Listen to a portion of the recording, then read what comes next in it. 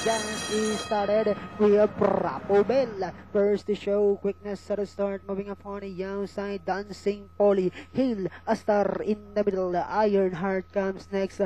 Then followed over by Chariot of Fire. While Armidale is the early trailer when going along for the first turn. We have Hill, a star now moves by about half length. And on the outside now is Ironheart. Bravo Bell is running by the rail alongside. Now is Dancing Polly, Chariot of Fire second last, while Armidale is still running at the tail of the field.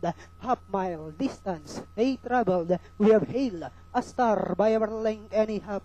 Ironheart in second, moving up now on the outside is Dancing Polly. Bravo Bell is by the rail. Next on line is Chariot of Fire, while Armidale is still running at the tail of the field. And at the far turn we have Hale, a star by about half length. Moving up by the rail is Bravo Bell to take the lead. And on the outside now is Dancing Polly. Ironheart comes next. Chariot of Fire, while Armidale is still running at the tail of the field. And Diana entering the home stretch. We have Bravo Bell this time by about 3 lengths. And in second remains Dancing Polly with about 150 meters more to run. We have Bravo Bell this time by about 4. Followed by Dancing Polly, and on the outside now is Chariot of Fire. And finally it's Bravo Bell. Second, Chariot of Fire, Dancing Polly. Then comes Ironheart, Hillstar, Armidale.